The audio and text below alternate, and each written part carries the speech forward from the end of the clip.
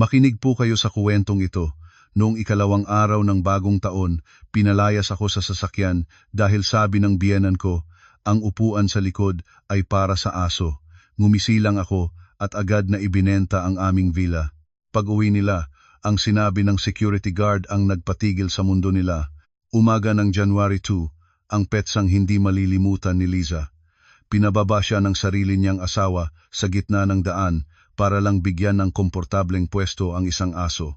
Ngunit hindi akalain ng pamilya ng asawa niya na iyon na ang pinakamalaking pagkakamali ng buhay nila. Sa loob ng 4 na araw na wala sila, ang villa na nagkakahalaga ng 30 milyong piso ay tahimik na naglaho. Ang mga madidilim na lihim sa loob ng vault ay nabunyag at isang malamig na plano ng paghihiganti ang ikinasa. Sa araw ng kanilang pagbabalik, hindi masarap na pagkain ang naghihintay sa kanila kundi ang impyerno sa lupa. Ano ang ginawa ni Liza para mawalan ng lahat at lumuhod sa pagsisisi ang walang utang na loob niyang pamilya? Maynila, umaga ng ikalawang araw ng Enero. Ang sikat ng araw ay nagsisimula nang magliyab sa kalsada, hudyat ng isang napakainit na araw sa siyudad. Sa loob ng isang exclusive subdivision sa Alabang, ang paligid ay napakatahimik, tanging huni lang ng mga ibon sa mga puno ng nara ang naririnig. Ako si Liza, 22 taong gulang, sales director ng isang malaking food corporation. Pinapahid ko ang pawis sa aking noo habang hinihila ang 2 malalaking maleta palabas ng bahay patungo sa garahe. Para mapaghandaan ang 4 na araw at 3 gabing bakasyon ng pamilya sa Baguio, gumising ako ng alas 5 ng umaga. Inayos ko ang bawat baon, mula sa mga delata at merienda hanggang sa mga gamot sa biyahe at ointment para sa biyenan ko. Taon-taon, para akong isang high-end na katulong kaysa isang asawa o mena daughter-in-law. Pero tinanggap ko iyon dahil akala ko iyon ang sakripisyo para sa masayang pamilya. Ang aming kulay white pearl na SUV ay nakaparada ng maayos sa tapat. Ito ang sasakyang kakabayad ko lang ng down payment at transfer of ownership 2 linggo bago ang Pasko. Ang buwan ng hulog nito ay kumakain ng halos 1/4 ng aking sahod. Tiningnan ko ang sasakyan ng may galak. Ngayong taon, ako ang magmamaneho para mas komportable kami, hindi tulad ng dati na siksikan sa bus. Nakaawang na ang trunk pero punong-puno na ito ng mga cooler at maleta ng biyenan ko at ng hipag ko. Kumunot ang noo ko. Sinubukang humanap ng puwang para sa maleta ko pero wala na talaga. Ang dami nilang dalang gamit na parang lilipat ng bahay, imbes na magbabakasyon lang ng ilang araw. Sa likod na lang muna ito, bulong ko habang hinihila ang maleta sa pintuan ng backseat. Bumukas ang pinto at ang pagod ng ngiti sa labi ko ay biglang naglaho. Ang gitnang upuan na pinakamaluwag kung saan balak ko sanang umidlip pagkatapos ng ilang araw na pag-aasikaso sa mga bisita noong bagong taon ay okupado na. Si Aling Teresita, ang biyenan ko, ay nakaupo sa tabi ng bintana habang nagpapaypay, bakas ang inis sa mukha dahil sa init. Sa tabi niya ay si Bianca, ang 25 anyos kong hipag na naka-headphones at nakatitig sa cellphone. Pero ang nagpabilis ng tibok ng puso ko sa galit ay ang nasa gitna nila. Nakahiga ng bonggang-bongga sa mamahaling leather seat si Princess, ang kulay brown na poodle ni Bianca. Nakapatong ang aso sa isang malaking velvet na unan na kumukuha ng espasyo ng isang matanda. Nakatitid ang 4 na paa nito, relax na relax. Natigilan ako, mahigpit pa ring hawak ang maleta. Ma, Bianca, bakit puno na? Saan ako uupo? Tanong ko, pilit na pinapakalma ang boses, iniisip na baka nagbibiro lang sila. Tiningnan ako ni Aling Teresita mula sa ibabaw ng kanyang salamin, ang boses niya ay parang papel na deliha, siksikan na sa sasakyan. Wala ka bang mata? Iyong trunk, pinuno na ni Bianca ng mga damit niya, pang OOTD at mga pasalubong para sa mga kamag-anak natin sa probinsya. Wala nang space. Pero si Princess? Turo ko sa aso.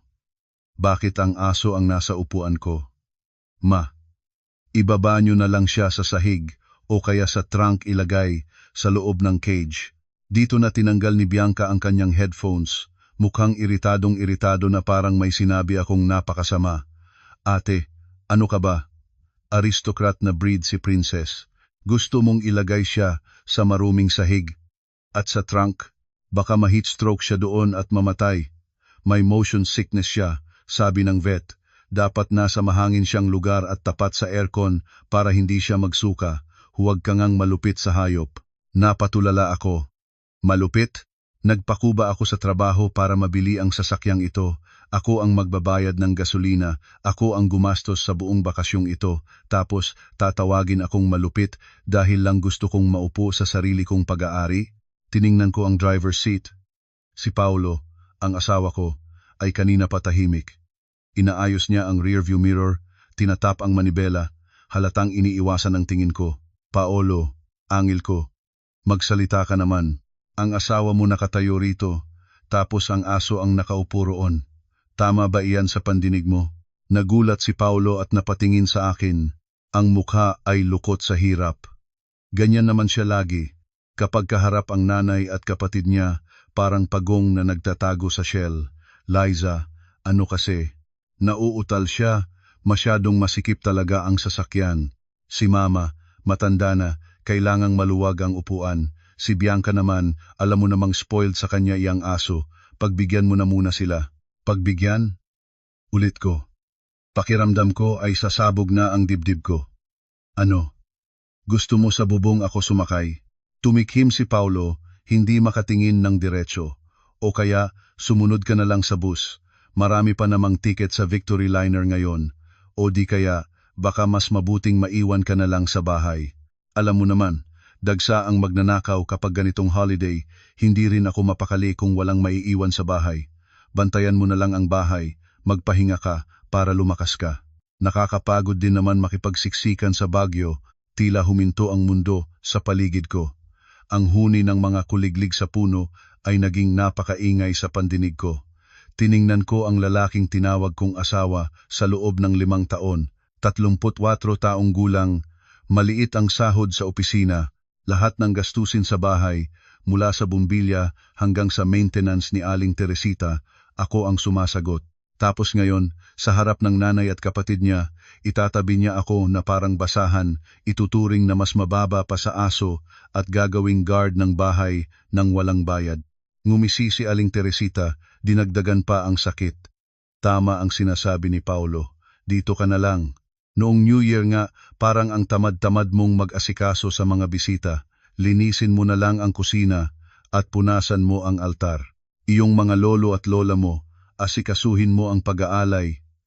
Sayang lang ang pera, kung sasama ka pa, siksikan lang doon. Sige na, desidido na kami. Paulo, takbo na. Baka matraffic tayo sa NLEX. Pagmamadali ng hipag ko, habang mabilis na sinasara ang pinto ng sasakyan, parang takot na baka bigla akong pumasok at hilahin pababa ang aso niya. Humabol pa siya ng ngisi. Ate, enjoy ka rito sa bahay ha? Ibibili kita ng strawberries pag uwi namin. Mabilis na nag-gear si Paulo. Ang sasakyan ay umandar at hindi man lang niya nagawang ibaba ang bintana para magpaalam sa akin. Pinanood ko ang paglayo ng sasakyan sa aming gate. Naiwan akong mag-isa sa ilalim ng nakakapapasong sikat ng araw kasama ang 2 mabibigat na maleta. Ang alikabok na naiwan ng sasakyan ay humampas sa mukha ko. Ang amoy ng usok ay pumasok sa ilong ko, pero mas masakit ang pait na umaakyat sa lalamunan ko. 5 taon akong nagtiis bilang manugang. Ang sahod ko ay hinahati ko sa 3. Pambayad sa utang ni Paulo, allowance ni Aling Teresita, at panggastos ni Bianca. Ang bilang ito ay binili ko gamit ang pinagbentahan ng lupa ng mga magulang ko bago sila pumanaw. Dagdag pa ang ipon ko sa 10 taon na pagtatrabaho. Pero dahil naniwala ako sa matatamis na salita ni Paulo noong bago kami ikasal na ang mag-asawa ay dapat nagtutulungan, ay naging tanga ako at hinayaan siyang maging co-owner sa titulo. Akala ko ang sakripisyo ko ay susuklian ng respeto. Pero hindi. Sa mata nila, isa lang akong naglalakad na ATM at ang posisyon ko sa pamilyang ito ay mas mababa pa kay Princess. Ang matagal ng kinikimkim na galit ay sumabog, pero ang nakakapagtaka, hindi ako naiyak. Ang mga luha ko ay tila natuyo na pagkatapos ng maraming gabing paghihintay kay Paolo na umuwi galing sa inuman, at pagkatapos ng maraming beses na pangungutya ni Aling Teresita dahil hindi pa ako nagkakaanak ng lalaki. Tiningnan ko ang sasakyan hanggang sa maglaho ito sa kanto. Isang malamig na pakiramdam ang dumaloy sa aking likuran hanggang sa utak na tila pumatay sa init ng Maynila. Napatawa ako, isang tawang mapait at puno ng pangungutya. Bantayan ang bahay. Sige, babantayan ko ang bahay na ito. Bulong ko. Hinila ko ang maleta pabalik sa loob. Ang tunog ng gulong ng maleta sa tiles ng garahe ay parang tunog ng isang desididong desisyon. Sinara ko ang mabigat na gate at nilak ito ng maigi. Ang villa na may sukat na 300 square meters ay napakatahimik, parang nakakatakot na. Tiningnan ko ang mamahaling Italian sofa, ang wine cabinet na ipinagmamayabang ni Paolo sa mga kaibigan niya, at ang mga feng shui charms na idinikit ni Aling Teresita sa pader. Lahat ng iyan, pera ko. Huminga ako ng malalim, kinuha ang cellphone sa bag at tiningnan ang oras, 9:30 AM, January 2. Denial ko ang numero ni Marco, isang lumang kaibigan na big-time real estate broker sa South. Hello Marco, si Liza ito. Ang boses ko ay sobrang kalmado na pati ako ay nagulat. Naaalala mo ba iyong sinabi mong may client kang naghahanap ng villa rito sa Alabang? Gusto ko nang ibenta itong tinitirhan ko. Oo, ngayon na. Rush sale. Sa kabilang linya, nauutal si Marco sa gulat. Pinutol ko siya. Malamig ang boses. Ibebenta ko ng 3% lower than the market price. Ang tanging hiling ko lang, one-time payment, cash o bank transfer sa loob ng susunod na 3 araw. Kaya mo ba? Binaba ko ang telepono at itinapon ito sa sofa. Napadako ang tingin ko sa wedding photo namin na nakasabit sa sala. Doon sa picture, masayang-masaya ako habang si Paolo ay nakatingin sa akin ng buong pagmamahal. Nilapitan ko ito, tinanggal sa pader, at walang pag-aalinlangang itinapon sa basurahan sa kanto ng sala. Ang tunog ng nabasag na salamin ay napakaingay, pero para sa akin, iyon ang hudyat ng simula ng bago kong buhay. Gusto nilang maiwan ako para bantayan ang bahay. Babantayan ko ang bahay na ito sa paraang hinding-hindi nila malilimutan habang buhay. Tumunog ang wall clock 10:00 na ng umaga. Ang sikat ng araw sa labas ay lalong tumitindi, tumatagos sa manipis na puting kurtina at nag-iiwan ng mahahabang guhit ng liwanag sa makintab na floor tiles. Ang villa ay tahimik na parang isang magandang libingan. Pagkatapos ng tawag kay Marco, naupo ako sa Italian leather sofa. Ang gamit na ito ay inorder ko pa mula sa Europe 3 buwan bago magpasko para umabot sa aming housewarming. Ang lamig ng leather sa aking balat ay nagpabalik sa akin sa masakit na katotohanan. Naupo ako doon, nakatitig sa kawalan, habang parang pelikulang nagre-rewind sa utak ko ang huling 5 taon. Pinakasalan ko si Paolo dahil akala ko ang pagiging tahimik at sunod-sunuran niya ay kabaitan. Ako, na isang babaeng sanay sa pressure ng corporate world, ay nangarap lang ng isang tahimik na tahanan. Nagkamali ako. Ang akala kong kabaitan ay kawalan pala ng paninindigan. Ang akala kong pag-aalaga ng biyenan ko ay manipulasyon pala. Ang vilang ito, sa papel, ay pag-aari naming dalawa. Pero ang totoo, 90% ng pondo ay galing sa 10 taon kong pag-iipon at sa pamanang iniwan ng mga magulang ko. Ano ang ambag ni Paolo? Isang maliit na halagang 200,000 pesos na hiniram pa niya sa mga kaibigan niya, na ako rin naman ang tahimik na nagbayad kinalaunan. Tumayo ako at pumunta sa aking home office. Kailangan kong suriin ang pananalapi ko bago ang susunod na hakbang. Kahit galit ako, ang instinct ko bilang isang sales director ay hindi hahayang kumilos ako nang walang paghahanda. Binuksan ko ang laptop at nag-login sa joint account naming mag-asawa. Ito ang account na ginagamit namin para sa gastusin sa bahay, kung saan doon pumapasok ang malaking bahagi ng sahod ko para sa bills, allowance ng pamilya at bank loans. May supplementary card din si Paolo, pero bihira niyang gamitin dahil lagi ko siyang binibigyan ng cash. Lumabay ang balanse sa screen. Pinasadahan ko ang transaction history at biglang tumigil ang tibok ng puso ko. Noong January 1, may bank transfer na nagkakahalaga ng 500,000 pesos. Ang note, "Happy birthday my baby love Kylie." Ang beneficiary, Kylie Reyes. Kinurap-kurap ko ang mga mata ko. Hindi ako pwedeng magkamali. Kalahating milyong piso. Ang perang ito ay inilagay ko lang doon bago magpasko para pambayad sana sa aming loan sa bangko sa susunod na buwan.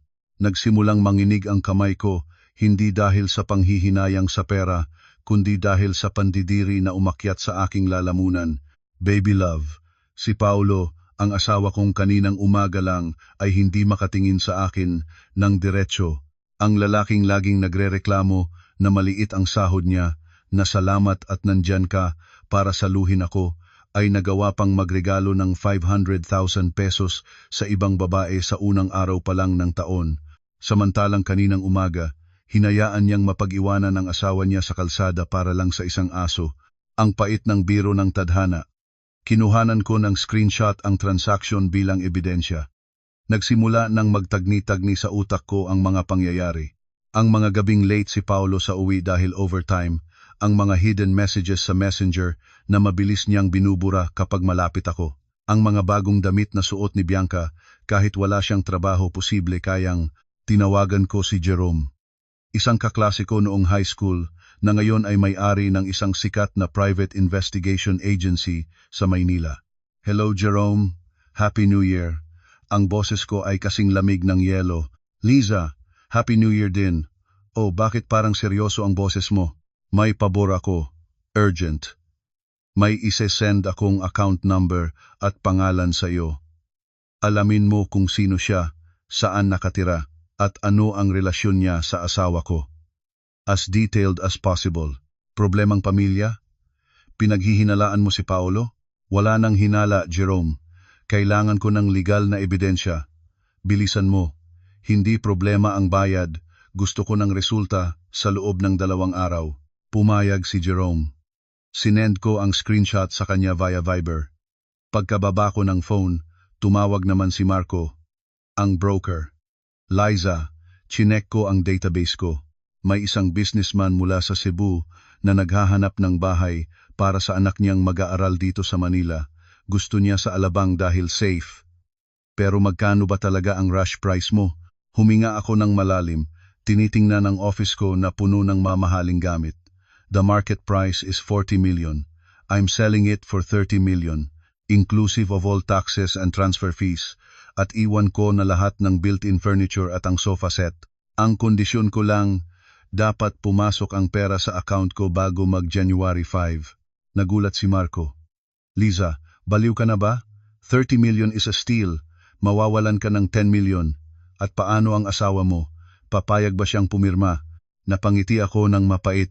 Ang tingin ko ay napako sa isang drawer sa aking vault. Naaalala mo ba noong nakaraang taon, noong nangailangan ng pondo ang maliit na business ni Paulo para sa rotation? Pinapirma ko siya ng Special Power of Attorney SPA para ako na ang bahalang mag-asikaso ng lahat ng papeles sa bangko at property management dahil tamad siya sa paperwork. Ang SPA na iyon ay irrevocable at may validity na 5 years. May karapatan akong magbenta, maglipat o mag-donate ng property na ito nang hindi na kailangan ang pirma niya. Natahimik ang kabilang linya ng ilang segundo bago sumigaw si Marco sa tuwa. Grabe, Liza, ang talino mo. Sige, kung may SPA ka at sa presyong 30 million, kayang-kaya kong isara ang deal na ito ngayong hapon. Ready to pay cash ang client ko. Sige, papuntahin mo sila rito ng 2:00 ng hapon. Gusto ko tapos na ang lahat bago pa makauwi ang pamilya ko galing Baguio. May 4 na araw sila doon. May 3 araw ka para tapusin ang lahat ng dokumentasyon. Binaba ko ang phone. 500,000 pesos para sa kabit, ang pangungutya ng pamilya niya at ang SPA na iyon. Lahat ay parang mga piraso ng puzzle na biglang nagtugma para ipakita ang malupit na katotohanan ng pagsasama namin. Matagal na palang inihahanda ni Paulo ang pagtataksil niya, habang ako naman ay hindi namamalayang naihanda na ang aking paglaya gamit ang isang dokumento na hindi niya inakalang magiging sandata ko. Tumayo ako at nagsimulang mag-impake ng aking mga personal na gamit, hindi para sa bakasyon, kundi para sa tuluyang pag-alis. Binuksan ko ang cabinet, kinuha ko lang ang mga bagay na ako mismo ang bumili. Ang mga branded bags na regalo ko sa sarili ko tuwing may matagumpay na project. Ang mga corporate attire ko. Ang mga pajama na regalo ni Paolo noong birthday ko, iniwan ko lahat. Nang dumaan ako sa kwarto ng biyenan ko, napatigil ako. Bahagyang nakabukas ang pinto ni Aling Teresita. Isang ideya ang pumasok sa utak ko. May ugali si Aling Teresita na itago ang susi ng kanyang vault sa ilalim ng paso ng Lucky Bamboo sa kanyang balcony. Tinulak ko ang pinto. Amoy ointment at insenso ang kwarto. Makalat. Ang mga damit na hinubad niya ay hindi pa nalalabhan bago sila umalis. Pumunta ako sa balcony, binuhat ang paso. Nandoon ang tanso na susi. Kinuha ko ito, ang lamig ng bakal ay gumuhit sa aking palad. Wala akong balak na magnakaw ng pera niya. Gusto ko lang malaman kung ano ba talaga ang laman ng vault na lagi niyang sinasabing walang laman, umaasa lang sa inyo, at kung may mga lihim pa ba doon na konektado sa perang ibinigay ko sa kanila sa loob ng 5 taon. Bumalik ako sa loob, isinusi ang vault, isang mahinang tunog ang narinig at bumukas ang mabigat na pinto. Ang nakita ko sa loob ay nagpapatunay na ang 500,000 pesos ni Paolo ay dulo pa lang ng malaking iceberg. Ang pinto ng vault ay bumukas. Naglalabas ng amoy ng lumang papel at amag. Sa loob ng madilim na silid ni Aling Teresita, ang mga sapin-saping dokumento ay nakapatong, tahimik pero may dalang pasabog. Huminga ako ng malalim, kinuha ang unang bundle ng papel. Akala ko ay mga titulo ng lupa sa probinsya o mga alaala ng pumanaw kong biyenang lalaki ang makikita ko. Pero mali ako. Ito ay isang tumpok ng mga bank passbook. Ang una, 1 million pesos, dineposito noong January 15 ng nakaraang taon. Natigilan ako. Iyon ang araw na nagbigay ako ng 1 million kay Aling Teresita dahil nakiusap siyang ipapaayos lang ang bubong ng lumang bahay sa probinsya para hindi naman kawawa ang mga ninuno. Umiyak pa siya noon, sinasabing tumutulo ang ulan sa altar. Naawa ako kaya ibinigay ko ang bonus ko.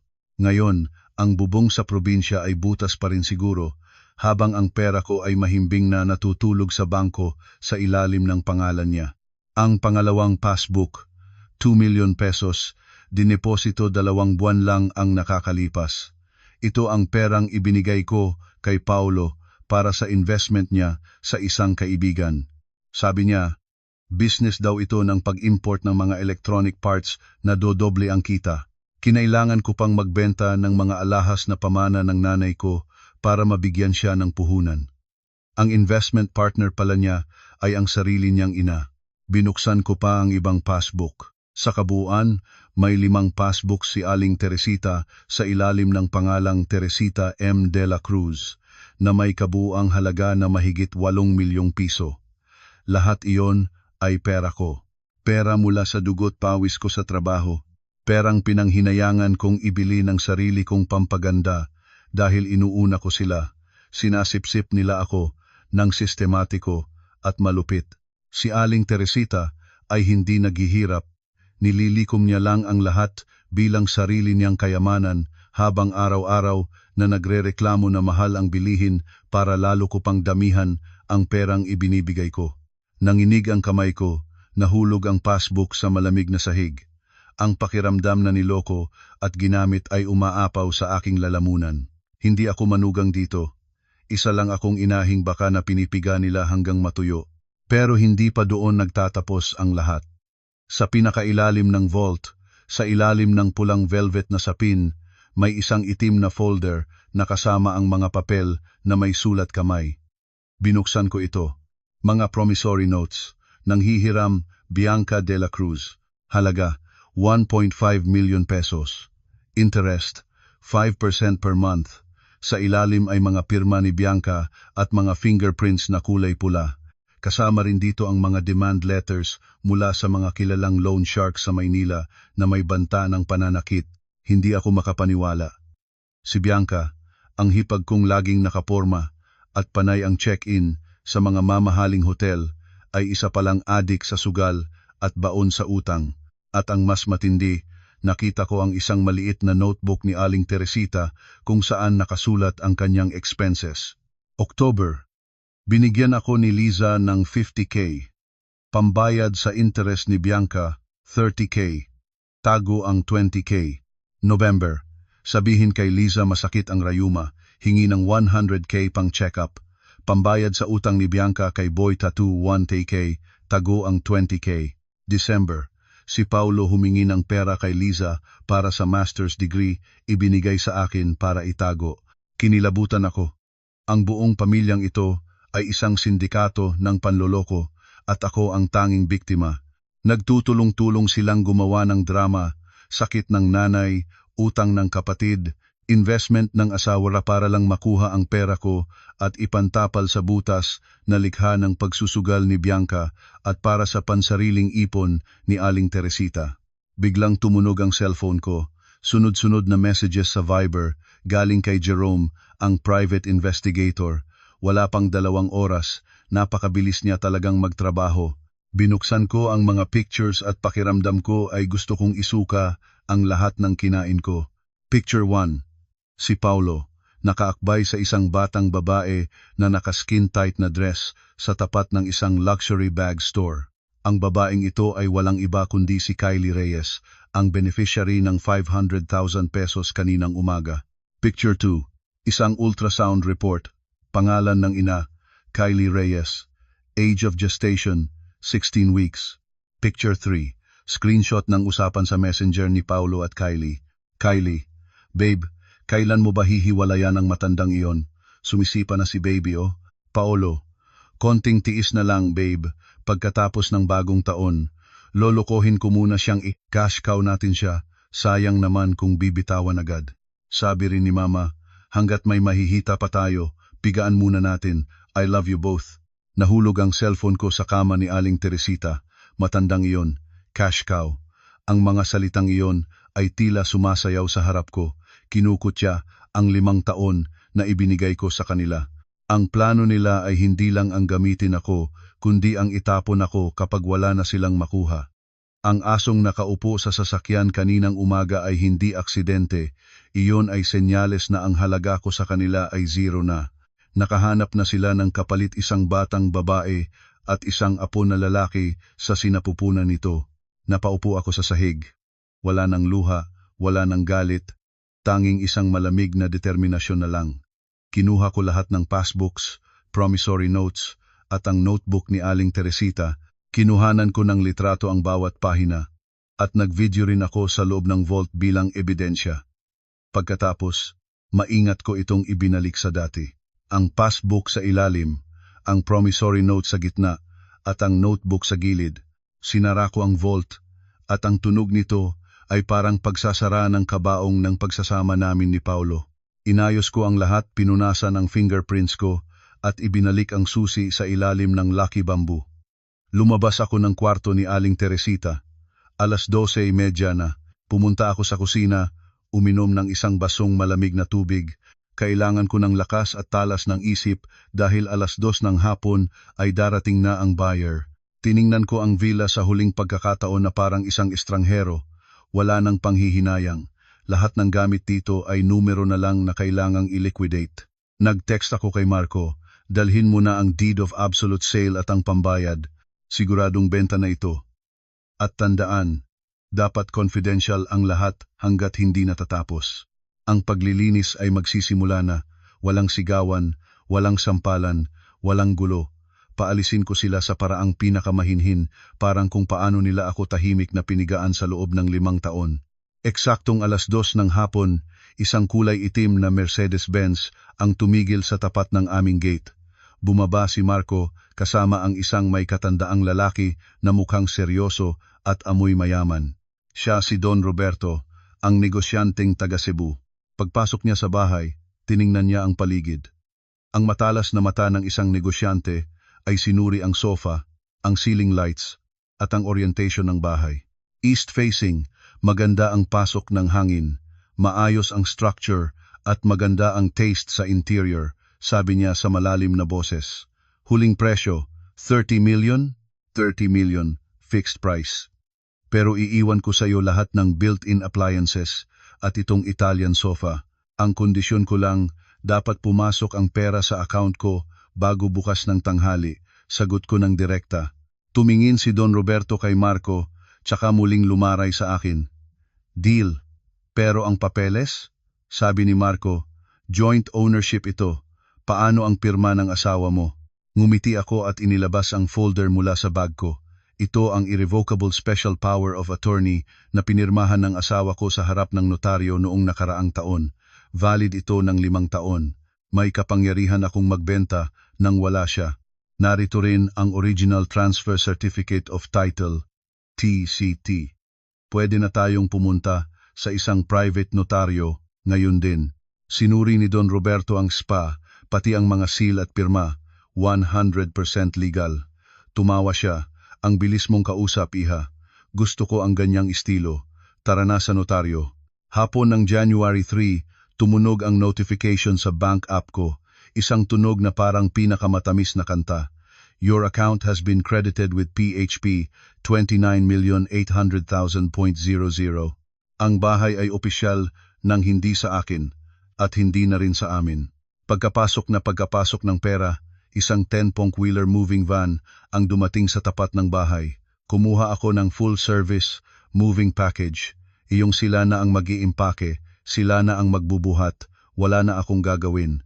4 na malalakas na lalaki at 2 mabilis na babae ang nagsimulang kumilos.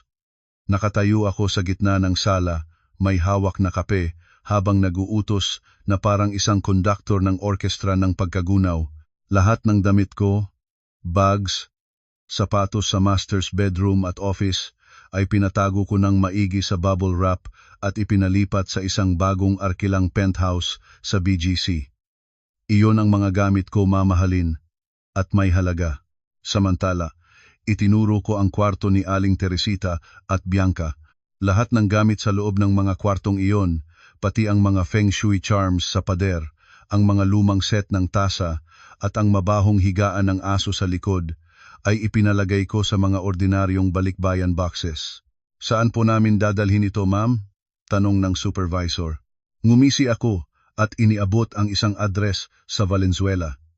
Isa itong kumpanya ng mga arkilahang container vans o storage units sa gitna ng isang industrial zone.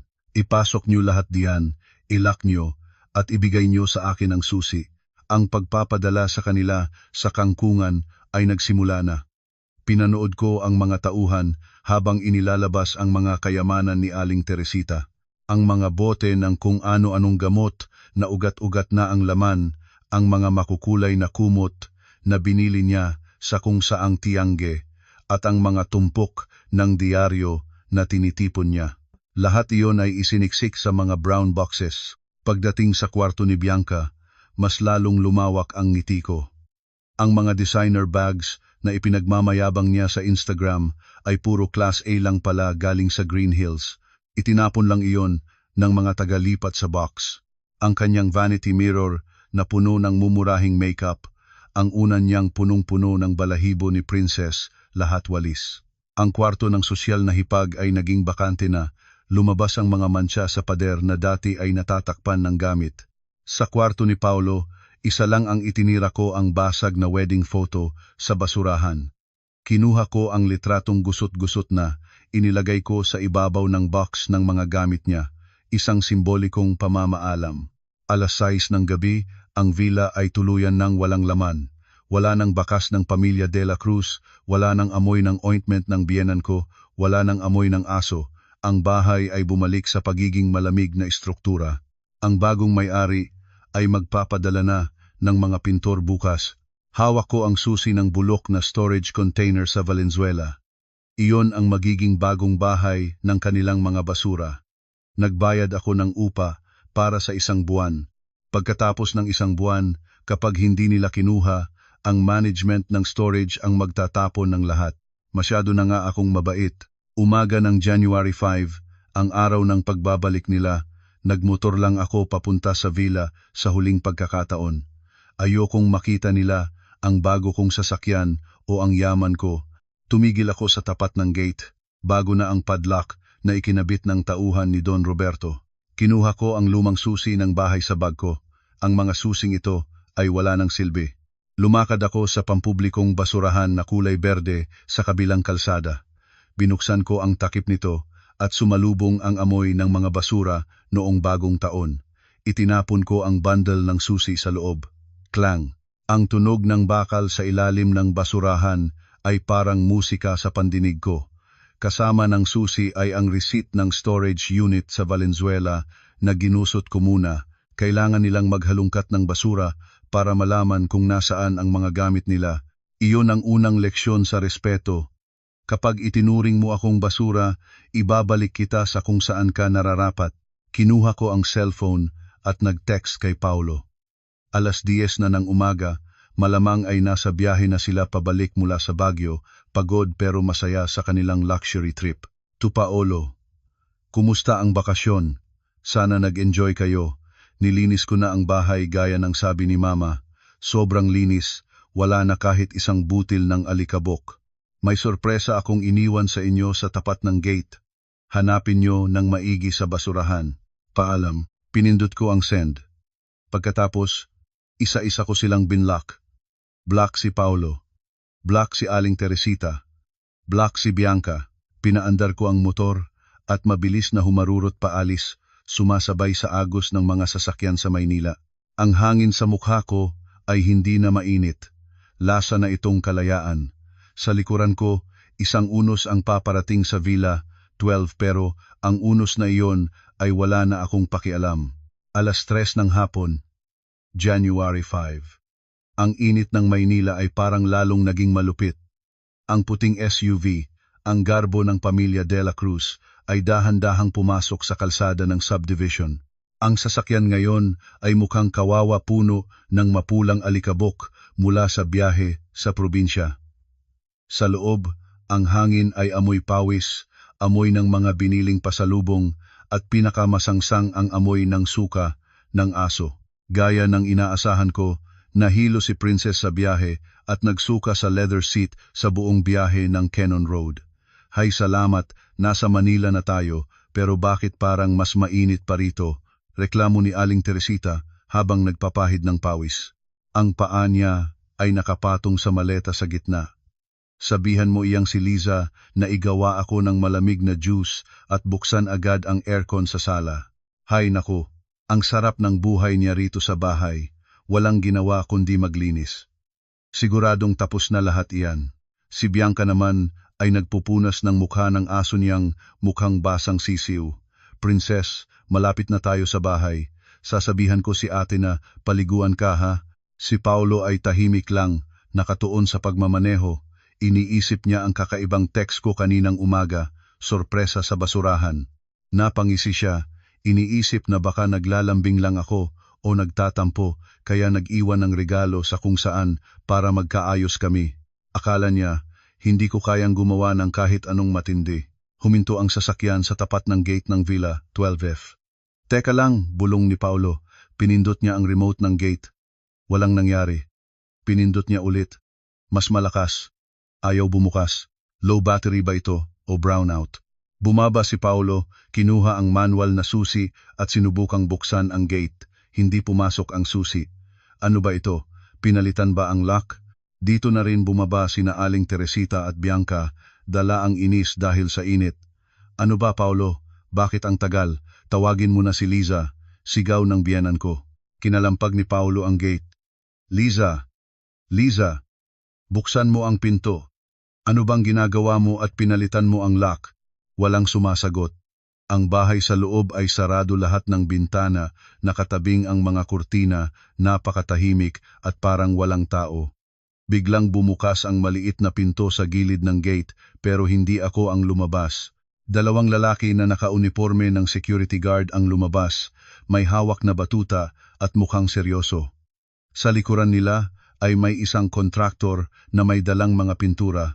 Sino kayo at bakit kayo nanggugulo rito? Sigaw ng isang guard. Natigilan si Paulo. Anong nanggugulo? Bahay ko ito. Nasaan ang asawa ko? Sino kayo at bakit kayo nasa loob ng bahay ko? Tumawa ang guard. Tiningnan niya ang madungis na hitsura ng pamilya De La Cruz. Bahay niyo? Nagbibiro ba kayo? Ang bahay na ito ay binili na ni Don Roberto noong nakaraang 3 araw pa. Tapos na ang pirmahan, bayad na ang lahat. Ngayon ay construction site na ito para sa renovation. Alis na kayo rito bago ko pa kayo ipahuli sa pulis. Ano? Ibinenta ang bahay? Tili ni Aling Teresita, ang boses niya ay bumasag sa katahimikan ng subdivision. Baliw ka ba? Bahay ko ito. Nasaan ang manugang ko? Nasaan si Liza? Walang Liza rito. Ang dating may-ari ay nag-turnover na ng bakanting bahay noong hapon ng January 3 pa. Ang salitang iyon ay parang kidlat na tumama kay Paulo. Napasandal siya sa sasakyan, namumutla. Mabilis niyang tinawagan ang number ko. The number you have dialed is not yet in service. O kaya ay busy tone lang. Sinubukan niya sa messenger. You cannot reply to this conversation. Ganoon din ang nangyari kina Aling Teresita at Bianca. Blocked silang lahat. Ang mundo ko ay tuluyan nang nagsara sa kanila. Dito na, naalala ni Paulo ang text ko, sorpresa sa basurahan. Mabilis siyang tumakbo sa kulay berde na basurahan sa tapat ng kalsada. Nilubog niya ang kamay niya sa loob, hinalughog ang mga itim na plastik ng basura. Paolo, ano bang ginagawa mo? Ang dumi niyan, sigaw ni Bianca habang yakap ang aso niya. Inilabas ni Paulo ang isang bundle ng susi at isang gusot na papel. Binasa niya ito ng malakas habang nanginginig ang buong katawan. Storage receipt, Container Unit A4, Valenzuela Industrial Zone. Content: personal belongings and household waste. Basura, bulong ni Paulo. Tumingin siya sa nanay at kapatid niya nang may hulas na mukha. Ibinenta niya ang bahay. Itinapon niya lahat ng gamit natin sa storage sa Valenzuela. Tinawag niyang basura ang mga gamit natin. Diyos ko! Napaupo si Aling Teresita sa sidewalk. Nagsimula na ang kanyang paboritong eksena, ang umiyak at mag-eskandalo. Hinampas niya ang kanyang hita at humagulgol. Ang walang hiyang manugang na iyan, niloko niya tayo. Ibinenta ang bahay at pinalayas ang biyenan. Tulungan niyo kami, ang bahay ko. Ibinenta niya para lang sumama sa lalaki. Maraming kapitbahay ang sumilip sa bintana, pero walang lumabas para tumulong. Kilala nila ang ugali ni Aling Teresita at alam nilang may dahilan kung bakit ito nangyari. Sa gitna ng kaguluhan, isang taxi ang huminto malapit sa kanila.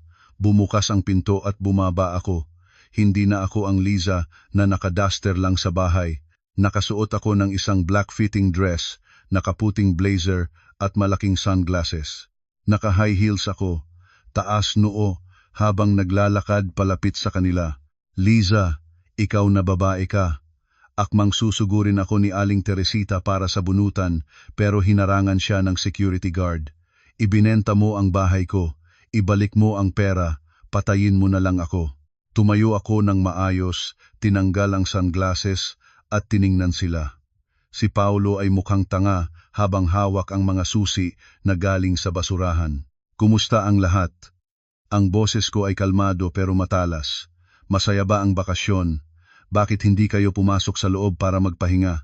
Ay, oo nga pala, hindi na pala kayo welcome rito. Anong karapatan mong ibenta ito? Sigaw ni Paulo. Nasaan ang pera? Ibalik mo sa akin ang share ko. Ngumisi ako at naglabas ng isang makapal na envelope. Hindi ko ito iniabot, kundi itinapon ko sa ibabaw ng madungis nilang sasakyan. Una, ang bahay na ito ay binili ko gamit ang pera ko.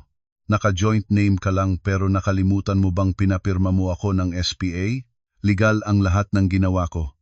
Pangalawa, sa loob ng envelope na iyan ay ang petition ko para sa annulment. Kasama rin diyan ang mga ebidensya ng pangangaliwa mo kay Kylie, ang mga utang ni Bianca sa mga loan sharks at ang mga bank statements ng pagnanakaw ni Mama sa pera ko. Namutla si Paulo nang marinig ang pangalang Kylie. Natigilan si Bianca sa pangalan ng mga loan sharks at si Aling Teresita ay napatulala dahil nabunyag ang sikreto niya. Ngayon, tingnan niyo ang oras. 5 p.m. Nagsasara ang storage facility sa Valenzuela. Kung gusto niyo pang makuha ang mga basura niyo, bilisan niyo na. At Bianca, Sana masarap ang tulog ni Princess sa loob ng mainit na container van. Tumalikod ako at sumakay pabalik sa taxi. Walang lingon-lingon. Sa likuran ko, narinig ko ang huling tili ni Aling Teresita, pero sa pagkakataong ito, tunog na ito ng pagkatalo. 8:00 ng gabi, January 5. Nakaupo ako sa isang rooftop bar sa BGC. Uminom ng cocktail habang pinapanood ang mga ilaw ng Maynila. Nag-vibrate ang phone ko. Pang-20 missed call na ito mula kay Paulo.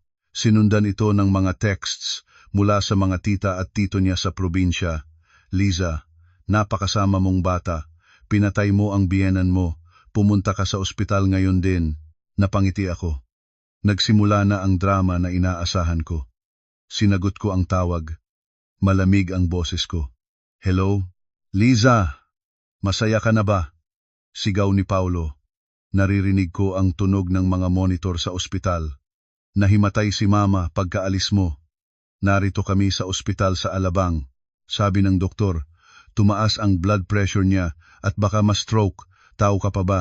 Pumunta ka rito ngayon din para magbayad ng bill at pumirma ng waiver. Kapag may nangyari sa kanya, idedemanda kita. Sige, sagot ko. Pupunta ako. Siguraduhin niyong totoo yan. Pagdating ko sa ospital, hindi emergency room ang nadatnan ko kundi isang VIP suite. Pagpasok ko, narinig ko agad ang mga bulungan. Nakahiga si Aling Teresita, nakapikit, may swero, at nagrereklamo ng sakit. Nakapalibot sa kanya ang kanyang kapatid na si Tita Baby at ang pinsan niyang si Tito Boy na mabilis na lumuwas galing probinsya. Heto na ang magaling na manugang. Sigaw ni Tita Baby. Mamatay na ang biyenan mo dahil sayo. Mahiya ka naman. Ibinenta mo ang bahay para lang sumama sa lalaki. Candidly, naupo ako sa tapat nila. Inilabas ko ang aking iPad at ikinonekta ito sa Smart TV sa loob ng VIP room. Tapos na ba kayo? Ngayon, ako naman ang pakinggan nyo. Ipinakita ko sa screen ang litrato ng 5 passbooks ni Aling Teresita na may lamang 8 milyong piso. Ipinakita ko rin ang mga transaction records kung kailan ko ibinigay ang pera at kailan niya dineposito. Ang buong kwarto ay natahimik. Tita Baby, Tito Boy, tignan nyo. Sabi ni Mama, wala siyang pera kaya kailangang ako ang magbayad ng lahat. Pero may 8 million pesos siya sa bangko. Itong perang ito ay galing sa paghihirap ko. Hindi siya nagpagawa ng bahay sa probinsya. Itinago niya lang ang pera. Sumunod kong ipinakita ang mga utang ni Bianca at ang mga pictures ni Paulo at ng buntis niyang kabit. Tinuring ko silang pamilya, pero tinuring nila akong ATM. Ngayon, sasabihin niyo sa akin na ako ang masama. Napamulat ng malaki si Aling Teresita. Nakalimutan niyang mamatay-matay na siya. Magnanakaw ka. Pinakialaman mo ang vault ko. Vault sa loob ng bahay ko. Ma, sagot ko. Gusto niyo bang magdemanda tayo? Sige, handa ako. Idedemanda kita ng estafa at pagnanakaw ng conjugal funds. Tumayo ako. Tungkol sa bill sa ospital, mahal ang VIP room, nasa 10,000 isang gabi. Pero dahil may 8 million ka naman sa bangko, kayang-kaya mo na iyan. Hindi na ako pipirma at hindi na rin ako magbabayad. Paulo, pirmahan mo ang annulment papers o kakasuhan kita ng concubinage at isasama ko ang kabit mo. Lumabas ako ng kwarto habang naririnig ang sigawan ni na Tita Baby at Aling Teresita sa loob. Hindi na ako lumingon. 6 na buwan ang lumipas.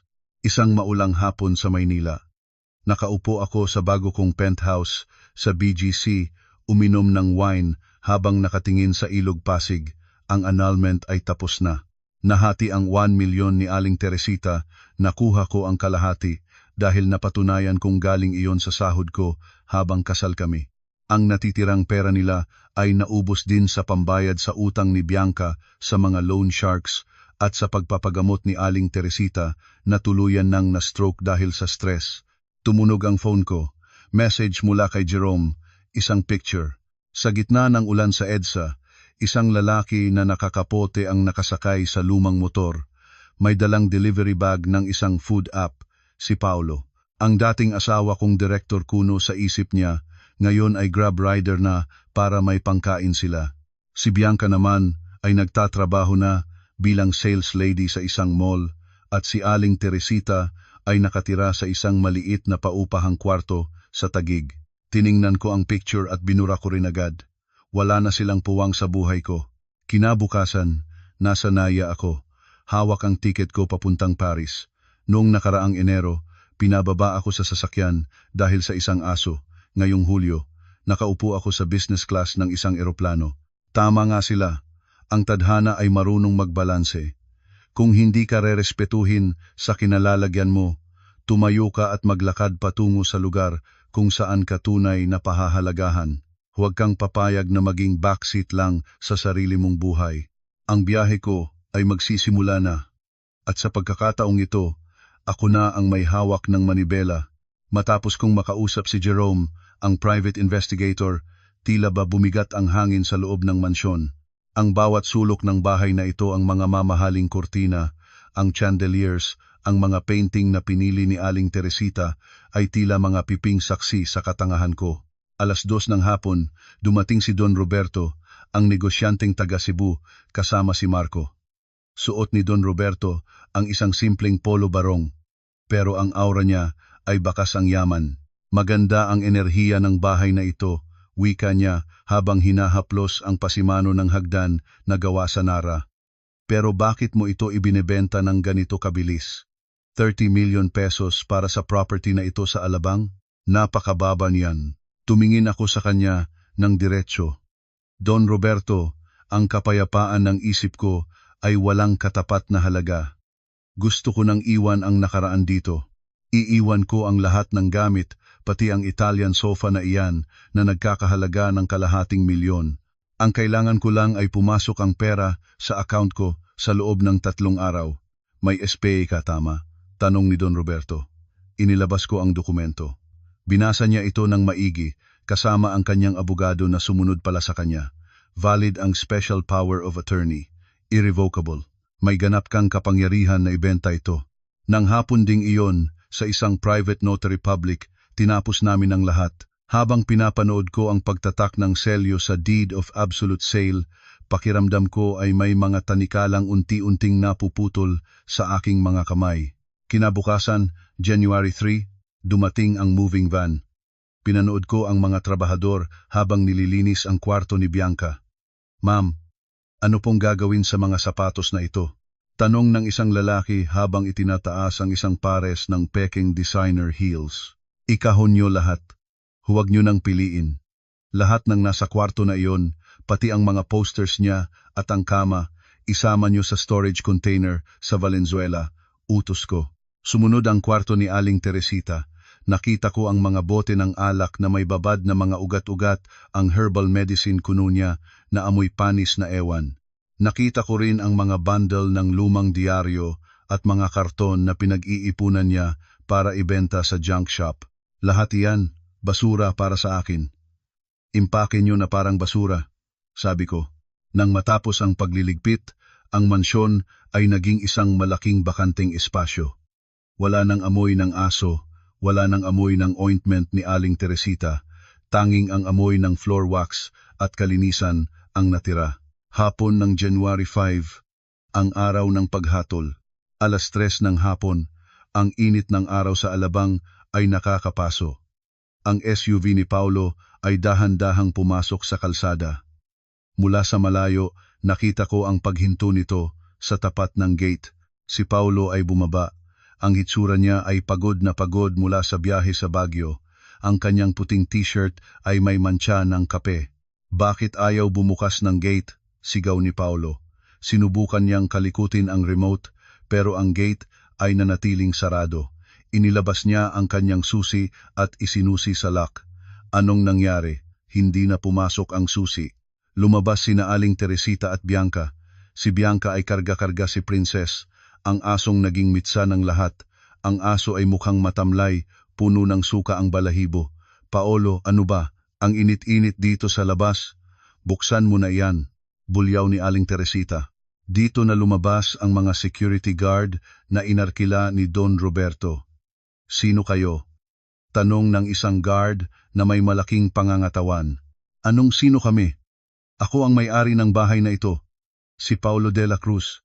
Sigaw ni Paulo habang itinuturo ang kanyang sarili. Natawa ang guard. Sir, mukhang nagkakamali kayo. Ang bahay na ito ay pag-aari na ni Don Roberto. Binili niya ito 3 araw na ang nakakalipas mula kay Ma'am Liza. Ito ang kopya ng turnover notice. Umalis na kayo rito bago kami tumawag ng pulis dahil sa trespassing. Ibinenta ni Liza ang bahay? Bulong ni Paulo. Tila ba gumuho ang langit sa kanyang ulo. Mabilis niyang kinuha ang cellphone at tinawagan ako. Pero ang tanging narinig niya ay ang operator na nagsasabing hindi na aktibo ang numero ko. Naalala niya ang text ko. May sorpresa sa basurahan. Tumakbo si Paulo sa malaking basurahan sa labas ng subdivision. Hinalughog niya ang mga plastik ng basura, mga tira-tirang pagkain, mga balat ng prutas at mga maruruming tissue.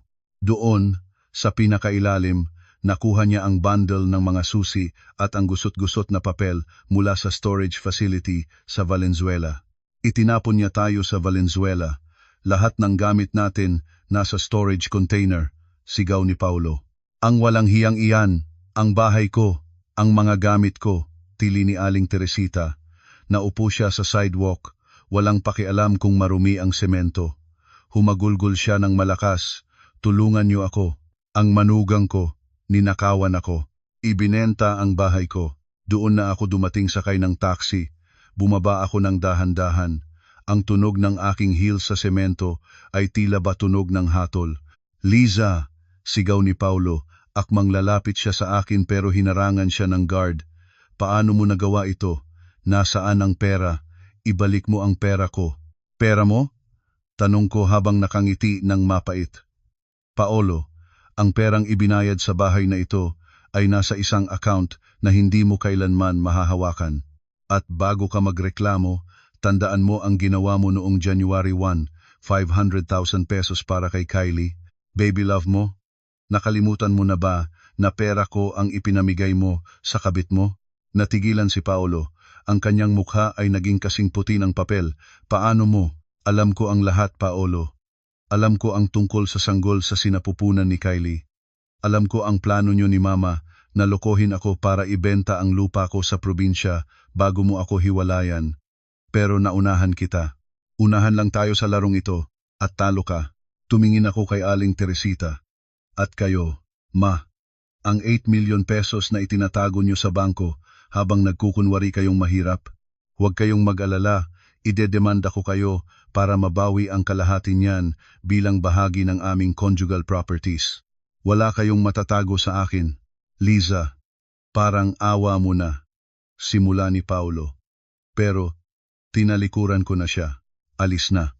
Baka maunahan pa kayo ng mga daga sa Valenzuela sa pagkain ng mga gamit niyo, huling sabi ko bago sumakay ulit sa taxi. Pagkalipas ng ilang oras, tumawag si Paulo. Liza, nasa ospital si Mama. Inatake siya sa puso dahil sa ginawa mo. Kasalanan mo kung mamatay siya. Pumunta ako sa ospital, pero hindi dahil sa awa. Pumunta ako para tapusin ang laban. Pagpasok ko sa VIP room na pinili nila kahit wala silang pambayad, nandoon ang mga kamag-anak nila sina Tita Baby at Tito Boy. Walang utang na loob. Sigaw ni Tita Baby. Mamatay na ang biyenan mo, nagagawa mo pang mag-ayos ng sarili mo. Inilabas ko ang iPad ko. Tita Baby, tignan niyo muna ito. Ipinakita ko ang video ng loob ng vault ni Aling Teresita at ang mga bank passbook. May 8 million pesos si Aling Teresita. Bakit niyo ako hinihingian ng pambayad sa ospital? Sa yaman niyang iyan, kaya niyang bilhin ang buong floor ng ospital na ito. Napatingin ang lahat kay Aling Teresita na biglang napadilat mula sa pagkahimatay. Ang kanyang mukha ay puno ng hiya at takot. Paolo, tawag ko sa asawa ko. Pirmahan mo ang annulment papers na ito ngayon din. Kung hindi, ang susunod na makakausap nyo ay ang mga pulis para sa kasong concubinage at qualified theft. Pili ka. Pirma o kulungan. Nanginginig na kinuha ni Paulo ang ballpen. Pinirmahan niya ang mga papel sa harap ng kanyang mga kamag-anak na ngayon ay hindi na makatingin sa akin dahil sa hiya. 6 na buwan ang lumipas. Nakatayo ako sa view deck ng aking bagong kondo sa BGC. Ang hangin ay sariwa, malayo sa polusyon ng dati kong buhay. Nakatanggap ako ng balita mula kay Jerome. Si Paolo ay nagtatrabaho na ngayon bilang isang warehouse staff sa umaga at grab rider sa gabi para lang may pambayad sa gamot ni Aling Teresita na tuluyan nang naging bedridden dahil sa stroke. Si Bianca, ang aristocrat na hipag ko? Ayun, nagtitinda na ng mga street food sa tapat ng kanilang inuupahang kwarto sa Taguig. Ang asong si Princess ay naibenta na nila dahil hindi na nila kayang pakainin ng mamahaling dog food. Tiningnan ko ang huling text ni Paolo, "Liza, patawad, sana mabalik natin ang dati." Hindi ko ito sinagot. Sa halip, binura ko ang message at hinarangan ang numero niya habang buhay. Kinuha ko ang aking passport at ang ticket papuntang Paris. Sa airport, habang naglalakad ako patungo sa boarding gate, narinig ko ang anunsyo, "Final call for passenger, Liza Santos. Please proceed to gate 12. Ngumiti ako. Ang petsang 12 ay hindi na simbolo ng sakit ng villa na ibinenta ko. Ngayon, ito na ang pintuan patungo sa bago kong mundo. Huminga ako ng malalim, bitbit ang aking maleta na puno ng bagong pag-asa at hindi na lumingon kailanman. Tapos na ang kwento. Maraming salamat sa inyong pakikinig. Huwag kalimutang i-share ang kwentong ito para magsilbing aral sa lahat